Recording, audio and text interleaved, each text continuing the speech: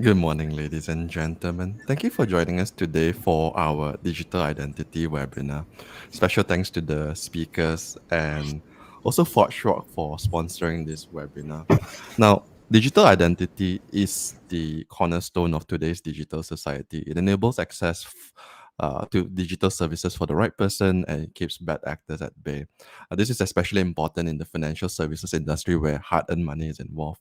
So, how can this industry get the digital identity strategy right? Joining us today to discuss this, right on top there, we have Kendrick Lee. Kendrick Lee is the director for National Digital Identity under the Government Technology Agency of Singapore. Below Kendrick, we have Felimy Greene. Felimy Greene is the COO and the global head of onboarding for Standard Chartered Bank. Below Felimy, we have uh, Ajay Biyani, who is the regional vice president for ForgeRock. Last but not least, we have Oz, who is the chief executive officer for Rajhi Bank in Malaysia. Gentlemen, welcome to the show. Thank you for joining us. Glad to have all of you here. So maybe we can start the session by talking about why digital identity is crucial in the first place. To talk about this, maybe we can have Kendrick on stage first. Kendrick, you have the floor. Yeah, thank you, Vincent, and thank you for having me on the program. Maybe before I begin, I just want to set a bit of context, right? And also share that I think Singapore is quite unique in the sense that we have a foundational legal identity, right? Which means that citizens are registered at birth, issued ID cards at 15 years old, and foreigners are also registered upon past approval. So everyone has a foundational legal identity. Right, and we've actually issued a digital identity called SingPass, and it's issued to everyone based on this legal identity, right? And basically more than 95% of eligible residents have SingPass, the digital identity, and it gives them access to more than 2,000 services, and they make more than 350 million transactions a year, right? So I think with that as the basis, I think what we have observed is that actually many countries are implementing digital identity programs, right? And I think both governments and businesses are beginning to see, as you've mentioned, that it's foundational, to a digital economy and digital society. And I think people have said data is the new oil, but I think we see digitalization as the movement of data, right, across boundaries of organizations, systems, even borders.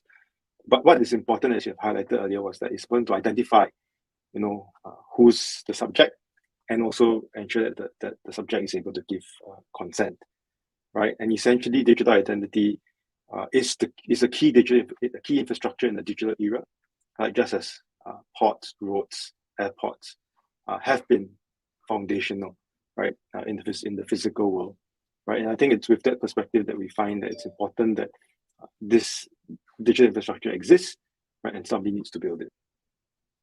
Yeah, and that's true, and especially when in the financial services space, where in Southeast Asia, financial inclusion is still a big issue, right? And I think without a proper inclusion of identity, it's really difficult to have financial inclusion in the first place. So I think moving on later in the session, we would also like to learn more about the SingPass program and how maybe some other countries who are embarking on similar projects can learn from some of the things that the Singaporean government has done. But in the meantime, let's move on to Felimy. Felimy, any views on why digital identity is crucial to the financial services industry? Well, thank you, Vincent, and thanks for having me here. It's great to participate in this a conversation that I think is really, really important, not just from an industry point of view, but actually just a societal point of view, because it's such a big topic. So look, I think digital identity is incredibly important for many reasons, right? And I think from a I'll talk more generally, but from a banking point of view, of course, it's incredibly important. But if you just look at what's happening right now, we've got and the pandemic, in a way, the pandemic was almost like a giant switch that got flipped, right? We were on a nice trajectory in terms of digital adoption, and that got massively accelerated by the pandemic of necessity. Both necessity from the point of view of business generally and government. And I was just in India recently, and I got my visa done in 24 hours online. Pre-pandemic, I had to go to the consul and line up to get that. And that's just one little example. I mean, governments all over the world have been doing an amazing job, I think, of adapting to that, as have businesses, because they've had to. But consumer behavior has shifted as well. Consumers had a choice. You have leaders and laggards in any evolution. This mobile phone thing won't catch on. I remember those conversations many years ago, or this internet thing won't really catch on. Well, guess what? There's now, by some estimates, over 5 billion people on this planet who are connected real time, who have the ability to communicate real time, virtually free of charge globally. And they now have access to, services that are in some cases essential to them and are increasingly becoming available only digitally. So for everyone's sake, as much as for industry's sake, we have to get digital identity right. And I think from Standard Chartered's point of view, we've been in business for over 150 years. We've always been in the business of managing identity, if you think about it. If you just scrub away all this digital stuff and go back 50, 60 years, banks had to know who their customers were. And banks have always had this fundamental promise of keeping both their clients' data and their clients' assets, of course, safe and sound. And that promise is as important today as it ever was. The challenge today is very different because everything now has to be available online. People expect ease of access.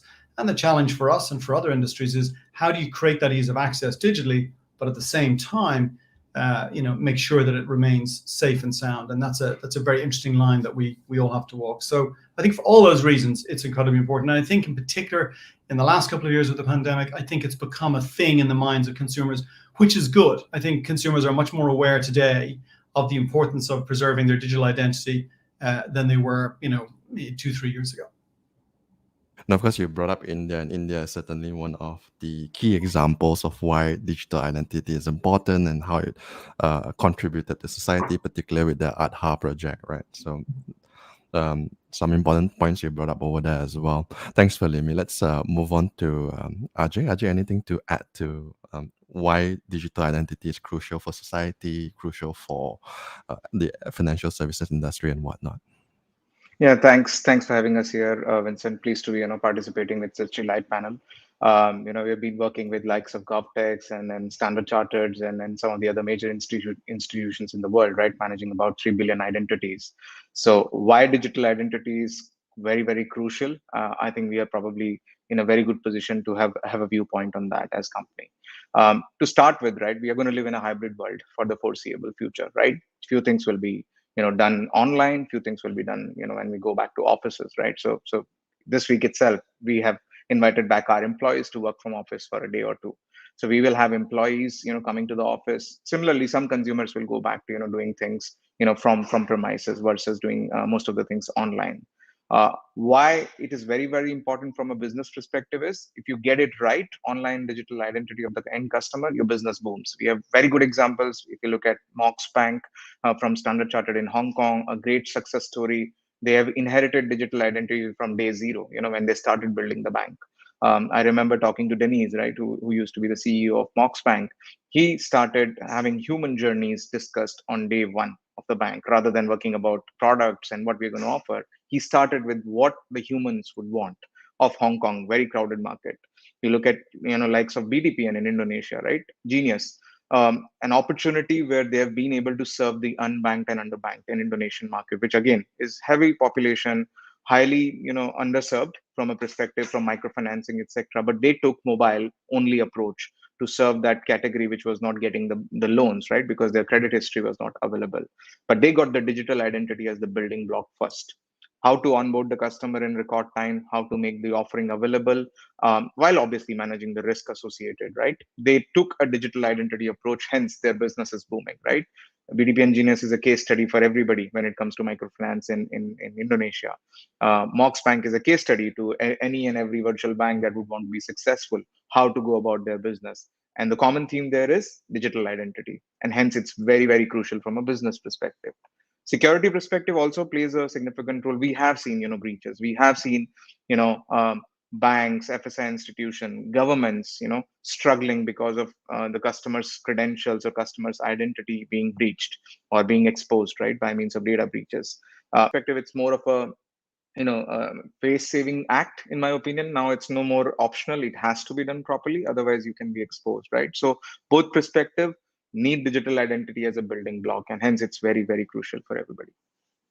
Certainly is a building block. And I guess the other important thing that you mentioned, as particularly for banks like Mox, I mean, they are a digital-only bank, right? So in reality, the digital identity, the onboarding is the real first interaction between the bank and the customer. And if you get that first interaction wrong, it really sets the tone for the relationship between customer and bank, right? So True. very important thing indeed. Thanks for that, Ajay. Oz, anything to add to this?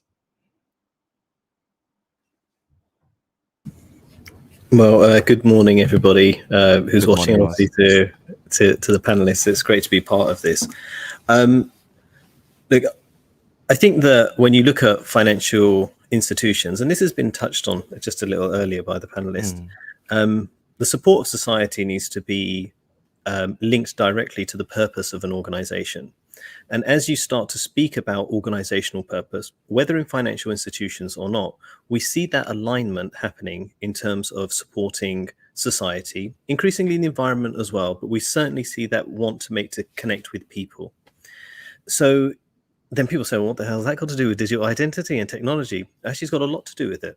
So when you start to develop an organization that has a purpose to serve people, in our case, it certainly would be to allow people to do more and be more, to inspire other people to do the same. And by lifting everybody and playing a role in doing so, the question becomes, what has digital identity got to do with that? So you sometimes need to go into the nuts and bolts of it, not just digital identity, but data. And when the rubber hits the road, I'll give you a specific example. So if we take the abstractions we've been speaking about and start speaking specifics, well, we had an ambition, which we'll be launching a new digital bank this year. We wanted to be the best in breed. It was going to be amazing, and it will be amazing.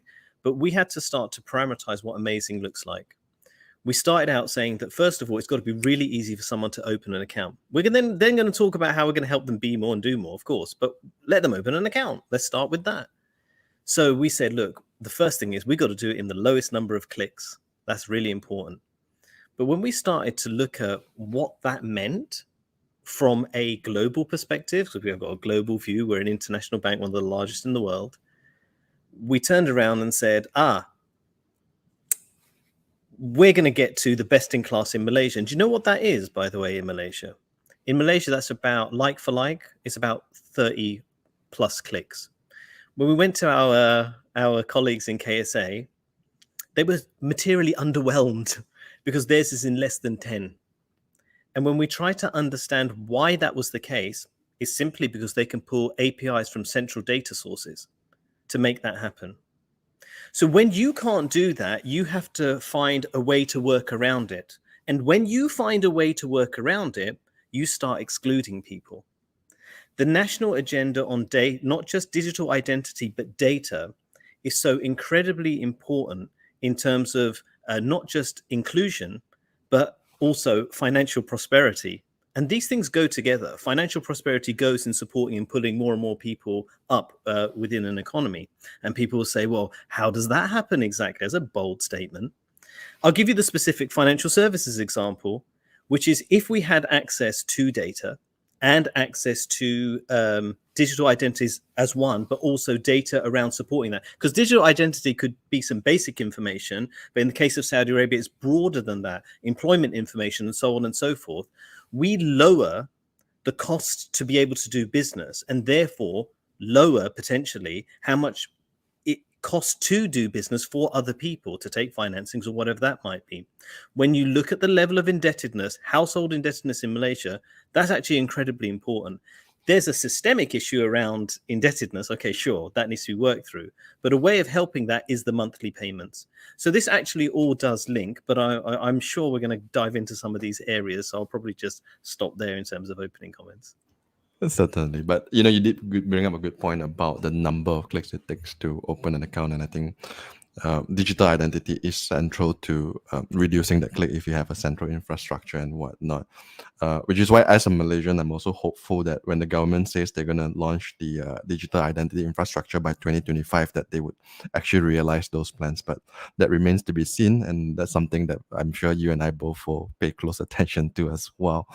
Now let's change gears a little bit and let's move on to Felimy. And Felimy, can you give us a sense of what are some of the most exciting developments that you're seeing within the digital identity space right now, particularly from your vantage point of managing it across different markets for Standard Chartered Bank, right? Great question, Vincent. Thank you. You know, a lot of exciting things happening, and of course, you know, we operate our consumer, private, and business banking business in some 31 markets, and so there's a wide range of realities on the ground in terms of what is available, and also from a regulatory point of view, what's allowed in terms of verifying identity. So in many markets, we're still required to get a wet signature on a piece of paper when we do something. In some countries, we're required to record some of those in a branch if it's an investment decision and so on. So there's lots of nuance when you go market by market. But let me talk about some of the things that I think are exciting that really are enabling us to create a better experience. And I love what Oz said, right? You know, what is our purpose? You know, our purpose, you know, if we're purpose driven, and Standard Chartered, we're very purpose driven. You know, we want to help our clients live better lives and be secure in the way they manage their finances. We want to give them access to the best information and the best products.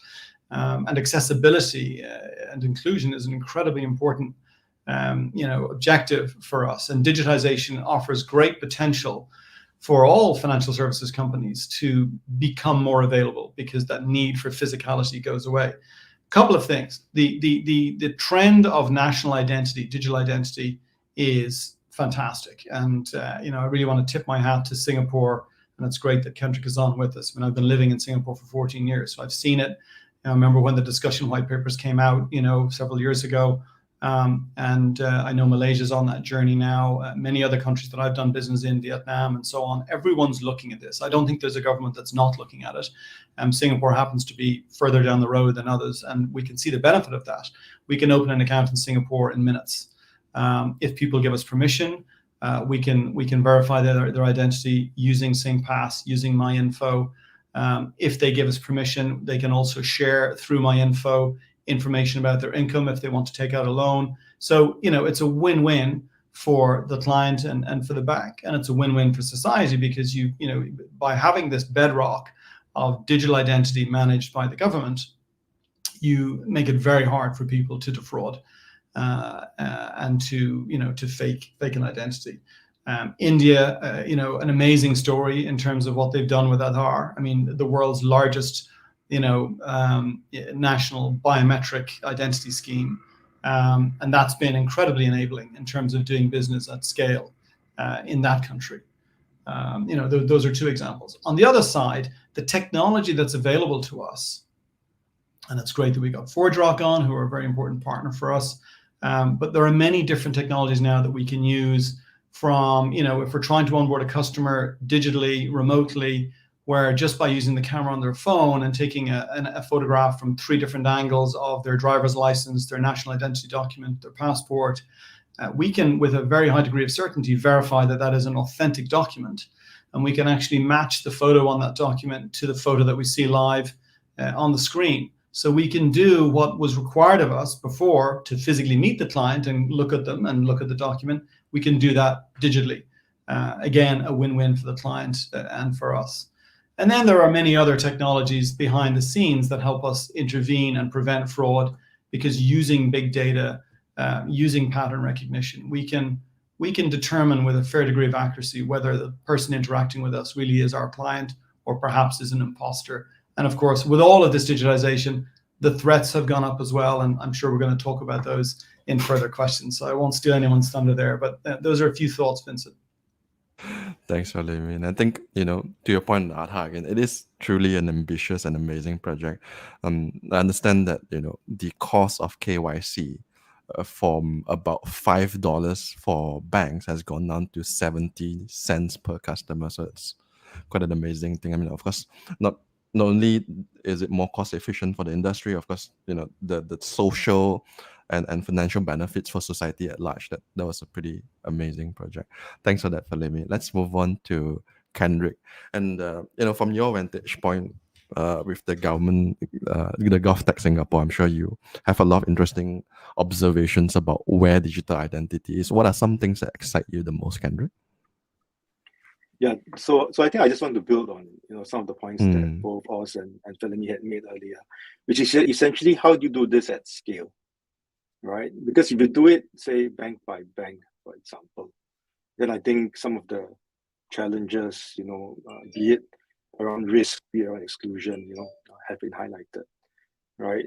And I think by building this as a national digital infrastructure, right, that actually allows everyone to play and everyone to play at the same time and everyone to play quite quickly, right? So I think Felimy talked about Mindful, and I'm wearing the T-shirt today. Essentially, all consumer banks in Singapore today are offering Mindful, and the benefits are as what Felimy had mentioned earlier, right, for the end user, right? But I think for the organization, right, and this is not just banks, because while we have had almost full adoption by banks, right, it's really about doing it at scale. It's really about scaling it to other sectors: healthcare, transport, education, retail, right? And if you look at the numbers, they're looking at 80% reduction in the customer acquisition time, right? Because they don't have to fill forms. The data comes from verified sources, right? Similar to KSA, as Oz had mentioned, right? It means that the organization, the bank, for example, can actually automate name checks, sanctions checks, screenings, right? And for low-risk customers, it's improved approval rates by 15%, right? And as has been mentioned, the products can be the digital products, right? Internet banking, Apple Pay, Google Pay can be provisioned instantly in minutes, for example, right? So and of course, coupled with fraud detection, right? This actually improves customer experience, reduces cost of customer acquisition, right? And improves the time to value, right, for the organization and for the user, because the user can start, using that card, using that loan, transferring the funds immediately, right? And I think when you think about the network effects of this, right, from banking into other sectors, right, then the economic impact for the country, right, is then multiplied, right, and potentially exponential, right? So we're quite excited, right, about where we can go with this, right, especially of the adoption of our APIs across different sectors, right? But I think in terms of developments, what we also see are two things. But I think firstly, businesses and residents are becoming very aware, right, of the opportunities, right? Last year we received 500 requests to use our APIs. We expect this to increase significantly this year, right? At the same time, users are also becoming more aware of their rights, right? The need to consent, and they have points of view, right, as to how their data is presented, for example, right? So we have a digital identity app. It's called the SingPass app, and last year we rolled out the digital version of the identity card, right? And people had very strong views, right? This should be hidden. This should not be hidden. I should be able to be authenticated before this gets displayed, and so on and so forth. Right, so there was a need for organizations to pivot very quickly, right? Take the feedback in, update the app, to meet the privacy expectations of individuals, right? And I think as we begin to fulfill our domestic agenda, right? And then there's a tendency to look beyond our borders, right? So we have FTAs, but in the digital era we have digital economic agreements, right? So how do we enable interoperability of digital identity between countries, right, to facilitate movement of digital services and digital goods, right? So that's another area that we're starting to work on, and we can talk about that if there's some interest. No, for sure. A regional interoperable digital identity certainly would be an interesting topic to talk about. Later, I also want to kind of dive in on some of the lessons that you've learned implementing Mindful, SingPass, and whatnot, because I think a lot of this journey is very relevant to the audience that's tuning in today. But in the meantime, let's move on to Ajay first. Ajay, as a tech expert, right? I mean, I'm sure you guys really keep tabs on what is the latest technologies, latest developments. So tell us what's going on in this space. Yeah, so it's a very exciting space, first of all, right? And what we have seen over the course of last 5 years, before pandemic, it was a little bit, more of, okay, we want to do this as a visionary, right? Build an ecosystem. So you take a ride, you're offered an insurance. You go to buy an insurance, you're offered, medical support. If you look at example of Prudential, where they have affiliation with Babylon, recently they have a new affiliation where you can take your photo or a video, and it will give you, your vitals, your blood pressure, your your fever, temperature, etc. Right? So we are seeing that digital identity is being used to develop a bigger ecosystem, right? Banks with telcos with insurance companies with utility providers, and so on and so forth. And the whole building block is around the consumer. What does the consumer want? When I'm taking a ride, I probably need an insurance. When I'm buying an insurance, probably I need to get regular health checks. Where I need probably a consultative approach before I sign up for a insurance plan, obviously with consent, right? To Kendrick's point, consent is very, very important. The data should be used in a respectful form, and that's what we have been standing for throughout our journey as a company, right?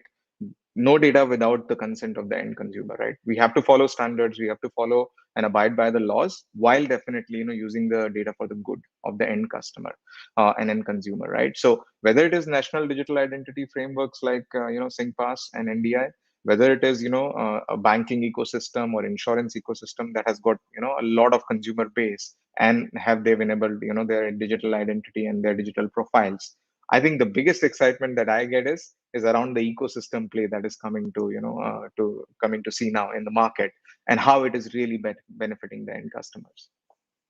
Certainly exciting developments across industry and across region on how digital identity can be used to better society, right? A lot of things to talk about over there. In the meantime, let's move on to Oz.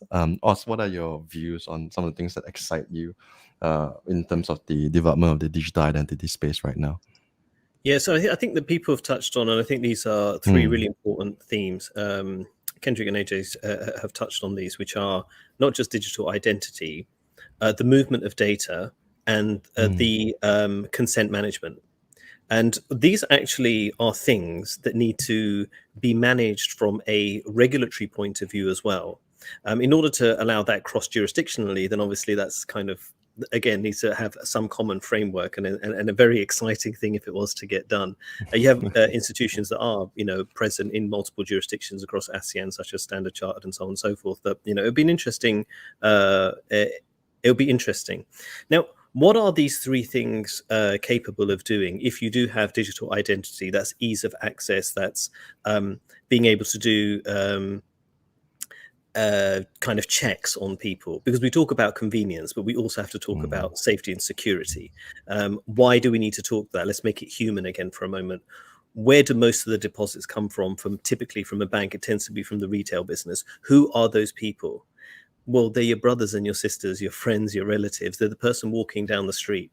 The way that I used to frame it to people to understand who the depositor is and how to protect them, this is a bit of a UK specific reference, but when you're on the tube and you look and there's people who've just got their head down, it's not just they've got their head down because they're going to work, they don't want to be. They sometimes got their head down because they have a worry.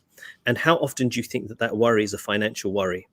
And when you think about that, then think that those are the people that we're talking about. And another way that I put it from a Malaysia perspective is that there's a lot of people out there who are saving up just that little bit of money to be able to take their children away on holiday, just being able to take that bit of money together for people to go on holiday. And that's a reality for many of the B40 and M40.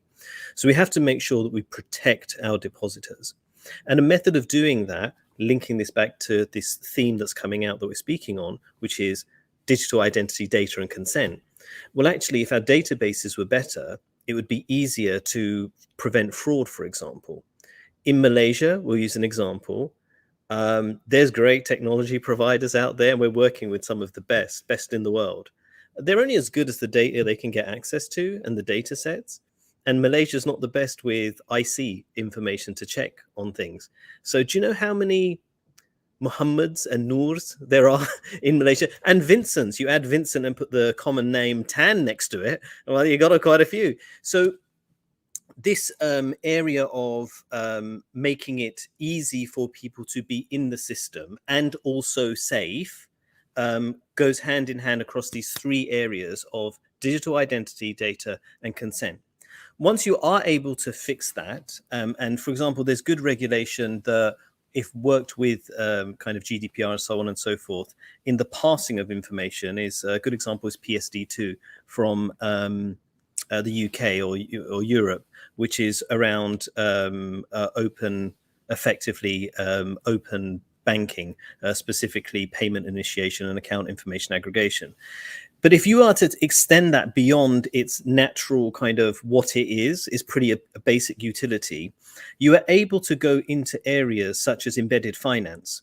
Now, why that is so important from a societal point of view is, guess what?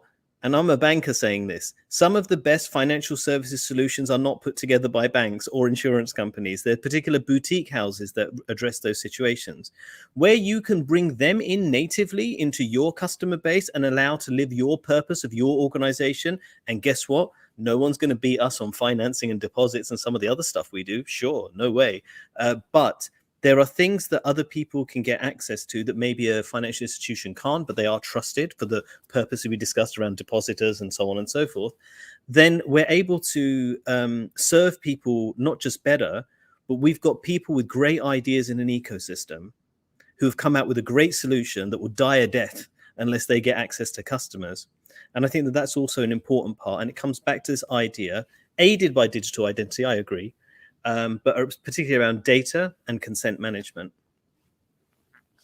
A lot of fascinating points you brought up over there. One thing I kind of wanted to go back on that you mentioned earlier in the conversation was how you were trying to reduce the number of clicks it takes to onboard a customer with your new digital bank, right? So you mentioned was about 20 something is the average in the industry right now. So in Malaysia, it's slightly over 30. In Malaysia, yeah. Oh, slightly over 30. So what is the number you're looking at bringing it down to, and how do you plan to achieve that? What lessons have you taken on from your other global network of banks and maybe even your own local operations here as well? Yeah, I mean, I've taken a while, I suppose, just giving away a few things. I don't think it matters that much. I think we're going to get to launch before the digital banks and any of our competitors locally doing something similar. 2 more years anyways. Well, actually, it came down to cognitive load. So what I would say, so I was just to give like a 2-minute kind of teaching on this, it'd be something along the lines of this. Measure like for like. Don't start measuring silly things like, oh, this company does 4 clicks, but actually it does 4 clicks to open an account. We can't do anything with the account. Oh, it does.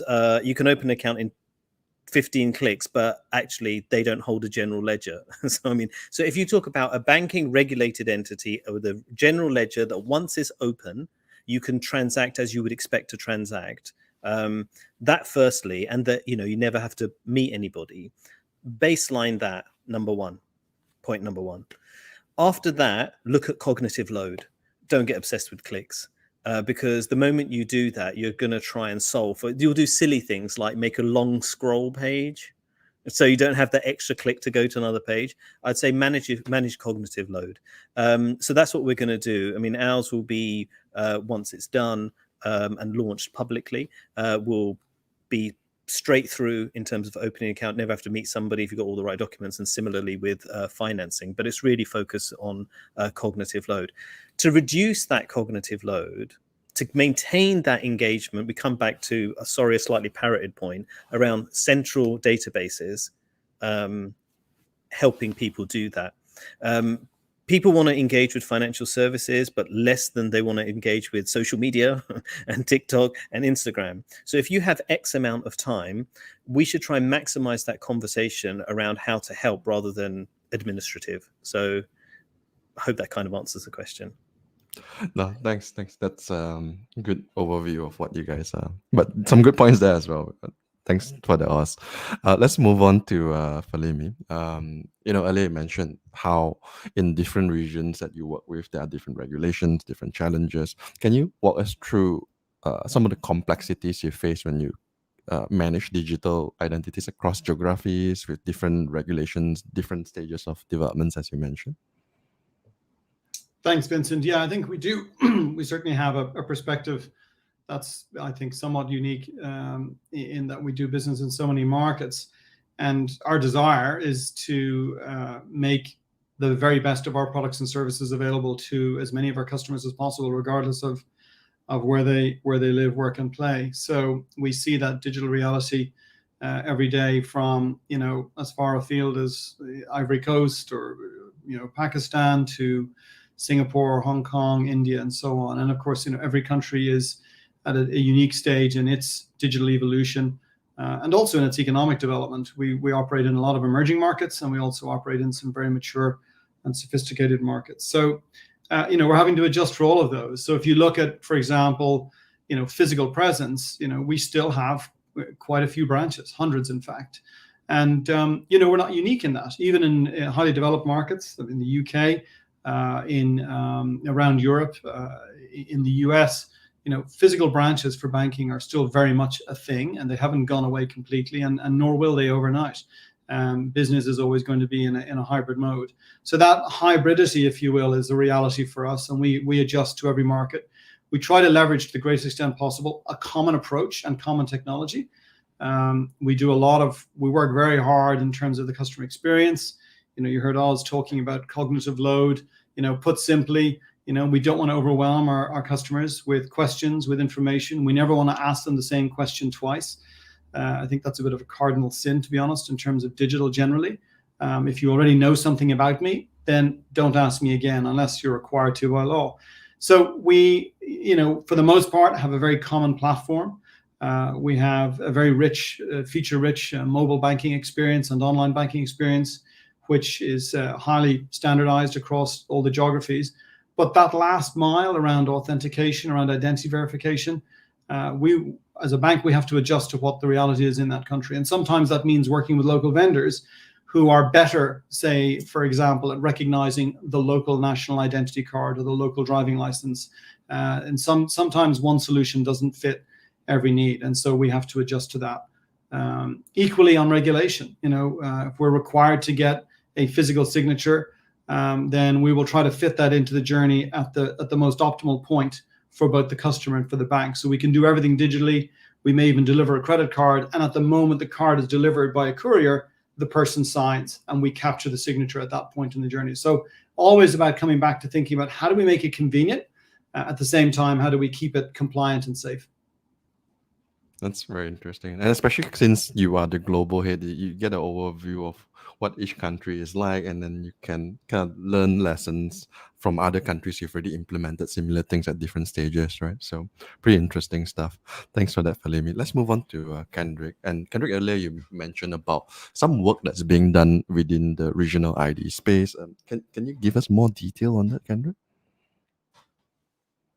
Yeah, sure. So, if you think about it, actually, IDs have existed in cross-border settings for a long time, right? I mean, we use passports in the physical world, right? But of course, with digital identity, I think Minister Josephine Teo, our minister, did say that, what if we can use SingPass like a passport in the digital space, right? And we have a few projects. I think it's not a secret. It's been announced previously that we have cross-border projects with the DTTA in Australia, with Shenzhen in China, with the UK GDS, right? So I think we're exploring possible use cases which would allow an individual, let's say cross recognition, right? Say of SingPass with say MyGov ID, right, or the relevant digital identity of the other country, be it Australia, be it the UK, for example, right? If we use the exchange student journey as an example, let's explore this as an example, right? Then there are all sorts of points of integration, right, around admissions to institution of learning, immigration, opening of bank account, getting lodging, getting a car, and so on and so forth, right? And of course, the one that we all are going through right now, vaccine certificates, right? So there are just so many potential points of integration, so many points where the journey can be improved, so many points where it can be more seamless, right? So I think, in a nutshell, this is one area of work and discussion that's ongoing. But the challenge with cross-border is that both countries need to have a system that's in place, at least domestically, right? And then to your earlier point, there needs to be a framework, for equivalence, and then there needs to be technology standards, which I think is probably the least of the concerns, because I think when we talk about standards, everyone's really talking about the same few things, right? So the first thing is really both countries need to have a digital ID system, and then we talk equivalence of frameworks, right? And when you can get this going from an individual perspective, right, then the other actually more lucrative area is in B2B, right? So B2B would be low volume, high value, with direct impact to the economy, right? So I think in summary, this would be what we are looking at. Certainly opens up a lot of exciting possibilities, right? Thanks for that, Kendrick. Let's move on to Ajay. And we spoke a lot about customer experience, onboarding, and the flip side of it is that Felimy mentioned it earlier. There's a lot of new digital customers, but there's also a new vector of risk when it comes to frauds and whatnot, right? And especially with Southeast Asia, I think last year alone, there's 40 million new digital users in the region. What are some biggest threats that you are seeing in this space that you think banks should keep an eye on? Yeah, so since pandemic, what has become is online fraud, cybercrime have become bigger businesses. They are literally run like business, right? Because every time you can get a ransomware attack right, you get millions of dollars out of institutions. So they are well funded. They are run like businesses. So there are a multitude of attack vectors that are getting used. Account takeovers, credentials being the prime one. In fact, based on a recent study from Identity Fraud Study by the virtual battleground, account takeover increased by almost 90% compared to the last year, from 2020 to 21, right? And that estimated impact of that was approximately $11.4 billion, right? So not only the types of attacks have enhanced and they've got more funding in hand because they're successful and they were able to use this. Since everything is online, there are various ways they can reuse the credentials. They can basically try and take over the account and conduct various type of activities, right? We have seen phishing scams causing millions of dollars worth of losses to the banks recently. We have seen outages caused by ransomware attacks, making services or offerings not available for a longer period of time, causing a lot of impact to the top line revenue. But lastly, I think the biggest impact that I see from an attack vector perspective will remain the credentials and the weakness in the multi-factor authentication that is implemented across the globe, not just in one country or the other, right? We still have institutions using SMS OTP which are very, very vulnerable, right? We can't have SMS OTP for a 100 rupee transaction or for a 1 lakh rupee transaction, right? We got to segregate, right? There are banks who are still not doing that. They are deciding on SMS OTP as the main form of multi-factor authentication. That's not good enough.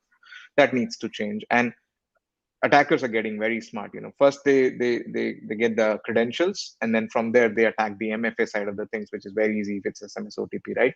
And then from there they literally take over the whole account, and people have lost their entire life savings.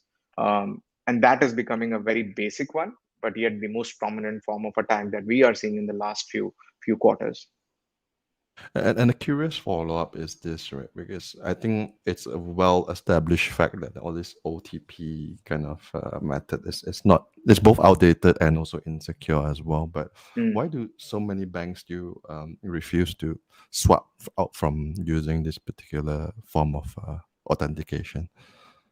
Yeah, operationally, it's not easy for them. That's the biggest, response I get when I talk to the CISOs and CTOs. They have so many channels, they have so many LOBs, they have so many systems. Some of them are very legacy. They've been running for 50 years in some cases, right? They cannot just change it overnight. Now, the mindset needs to also change, and this is where the most successful banks in the world, the likes of big names that we talk about, Standard Chartered and HSBCs and DBSs of the world, they have taken a very different approach to solve the problem. They've built an orchestration layer on top, which plugs into the existing system for the time being because business needs to run. And then what happens is one by one, piece by piece, they enhance this multi-factor authentication, take out the SMS OTP, bring in a new technology, right? Build journeys with controls and risk calculations around what type of transaction is happening, whether it's a $10 transaction or a $1,000 transaction, right? Implement the framework that the regulators give us, that for $10 transaction, you're good to go without, forcing an OTP. For a $100 transaction, you should use some form of biometric authentication. For $1,000, probably somebody needs to call and validate the transaction, right? So the need for an orchestration layer and that orchestration layer was not there in most of the banks, right? Pandemic accelerated the need for it because now everybody needs to change and secure their channels and their transactions. But the best way we have seen that implemented is by having an orchestration layer, then one by one integrating the line of businesses and channels, and then swapping the SMS OTP with the new system. The banks who do not understand and appreciate orchestration layer are the ones who struggle the most. That's my observation.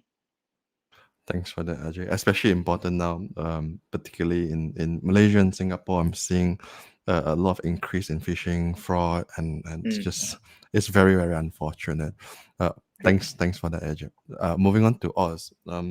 Oz, from your vantage point as the CEO of a bank, right, what are you guys doing to protect your users from fraud and all these kind of bad actors?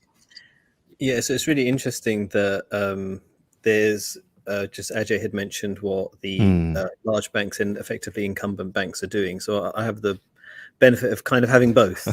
So one is the existing business and one is the digital bank. If I take the duality of men, huh? Yeah, you're right. It's the joys of seeing two worlds. But I think if we talk about going forward within any organization, start internally, and internally would be the adoption of zero trust in the development of your tech stack. Now, that's a lot harder to do when you've got a legacy tech stack, even with an orchestration layer, by the way. That's not easy. So I think that is a general principle that needs to be moved forward. The encouragement then of using customers to use that channel is really the practical steps that you can do. And except for the technological changes that you do, for example, with the legacy system, because, for example, if you've got a very large, old 150-year-old business, it's going to take a long time to do the migration. It's not as easy as it sounds. So education is incredibly important, along with incremental technological advancements. Education knows we will never ask for your, do you see what I mean? And this type of stuff. We would never ask for your passport number. We would never, so on and so forth. The other parts that people can look at are around actual actions required by a customer. So it's true that if you've got a code-related matter, hackers can intercept that. But when you have an action-related matter, it's a lot harder to do that. So if the example is that two-factor authentication can be hacked, but requiring the customer to do something on the phone is a lot harder to do. So there's incremental steps. And the last one, which is becoming incredibly more difficult, is, though it only caters for certain parts of what we're talking about here, fraud, is cyber insurance. And the increased usage of that is there is an increased usage of that. The issue around that is that what does it cover? When you start talking about deep faking and et cetera, that's a very gray area, even in these policies. So it's an ever evolving landscape. And what I would say is that the quicker you can move on to something that's more advanced is better. And that should be built on zero trust. On the legacy side, it's a combination of incremental improvements, but particularly around education. Thank you for that, Oz. Of course, deepfake is another interesting topic. Zero trust is also another emerging thing that a lot of organizations are looking into as well. Thanks for that. Let's move on to maybe Felimy. What are some steps that you're taking to protect your users in StanChart? Thanks, Vincent.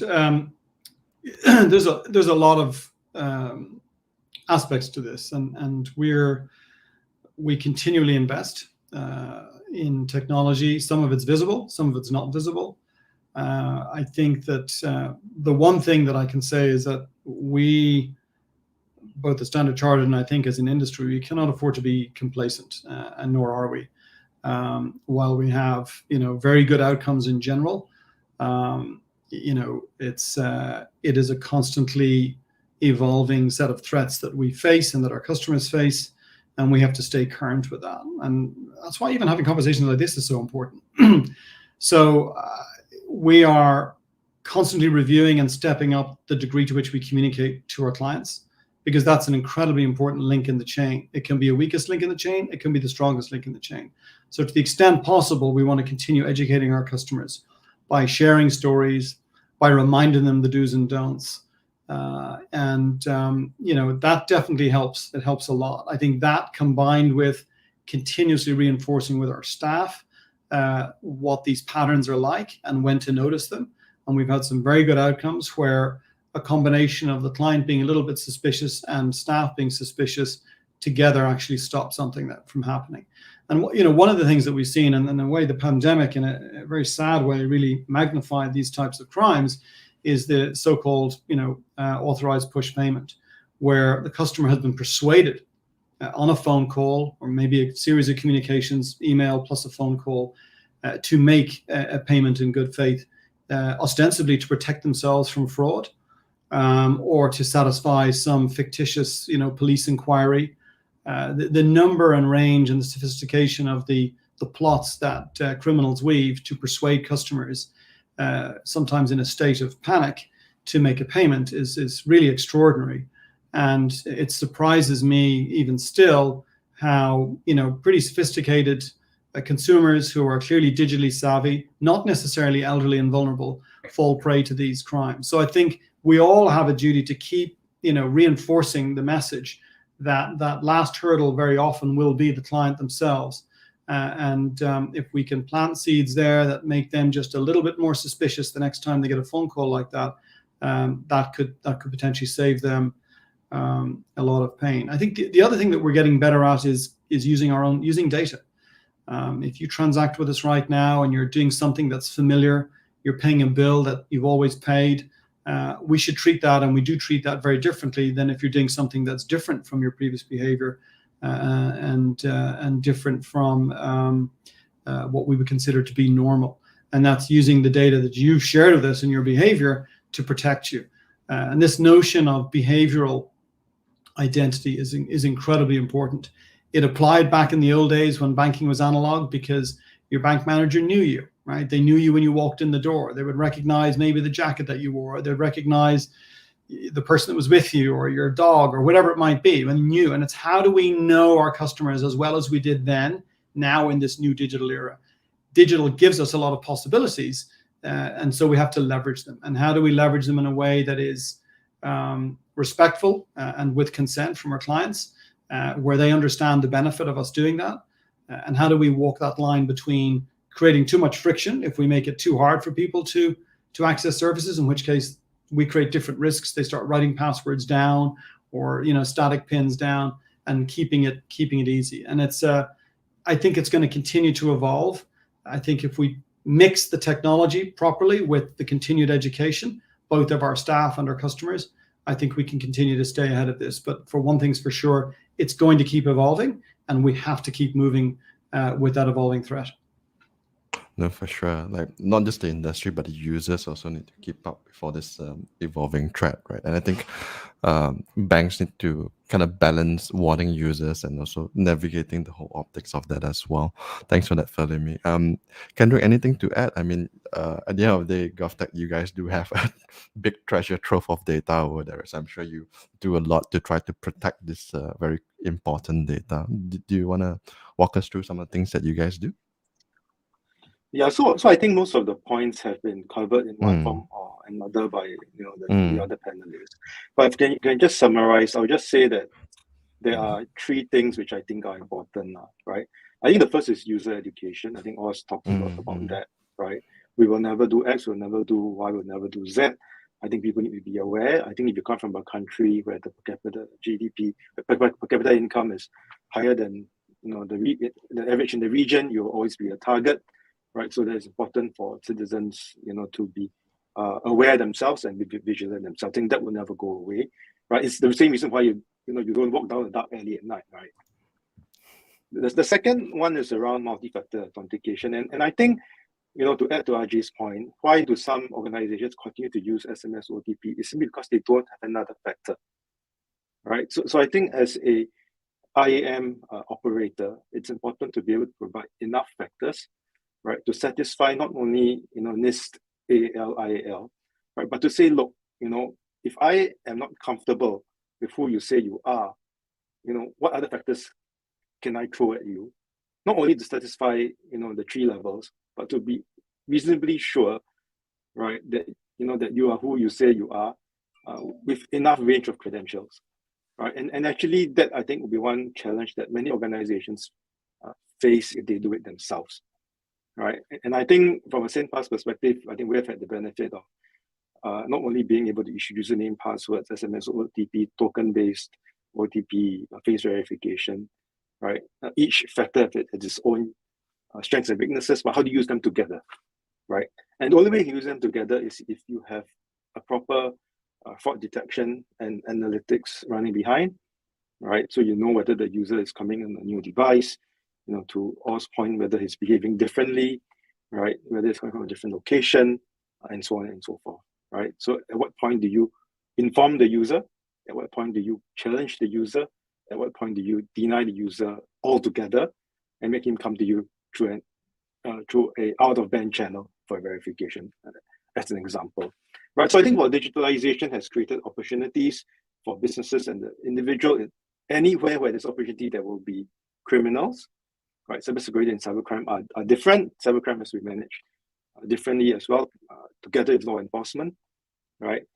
And how do you sensitize the people? How do you up the game, right, to minimize loss, right? So I think it has to be a concerted effort, concerted strategy, right? I think the banks are a big part of this collaboration, and so are the technology providers, right, like Ajay, who provide the various components and get all work together, right? So it requires essentially the whole nation to come together and work, right, to be more resilient, to be strong.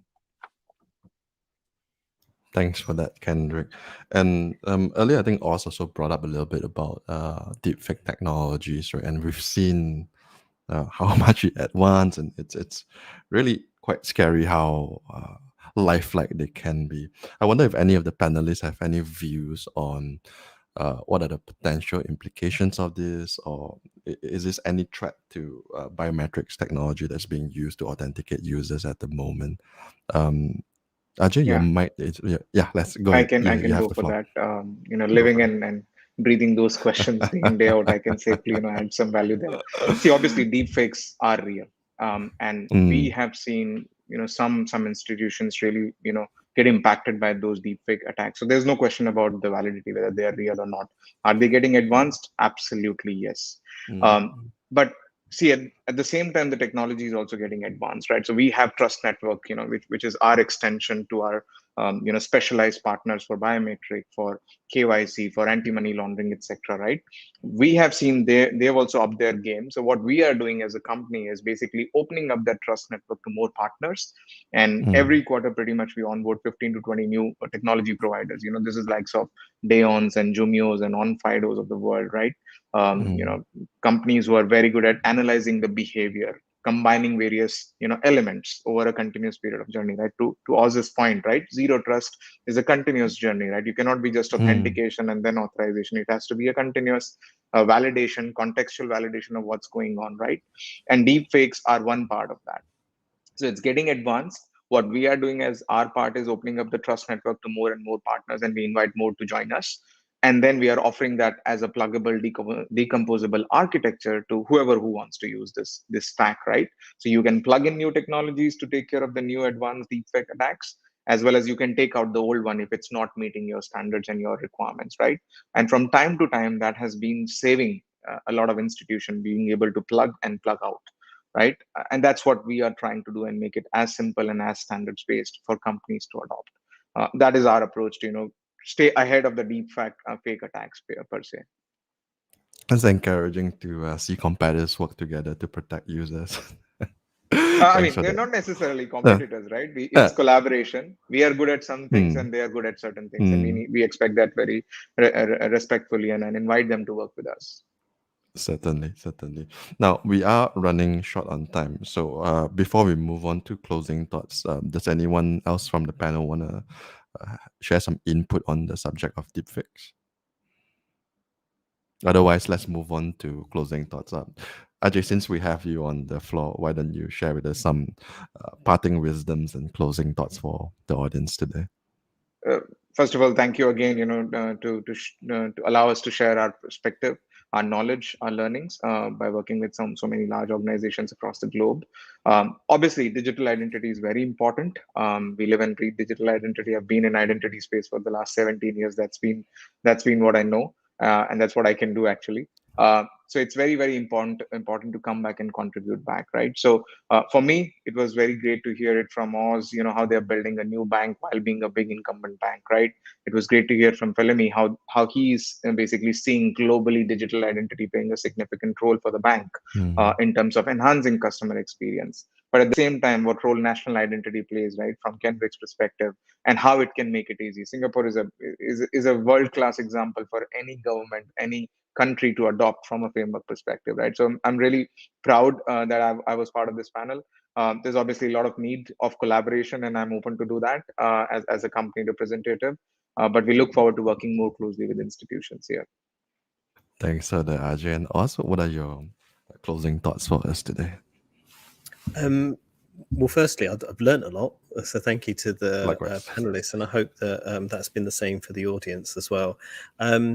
I'm just going to stick to the same 3 themes, but make it Malaysia specific. I'll be very honest with you. It would be great to work with parties in Malaysia, and this certainly would definitely have to be government parties, to get our clicks similar to our parents in KSA. That would be nice, or help on that journey. And we hope that we'll be launching a digital bank this year. It will be the first in the country. And with that, we hope people have a look at it, and we can use that as a basis to trial and test this and eventually be something that can be done industry-wide.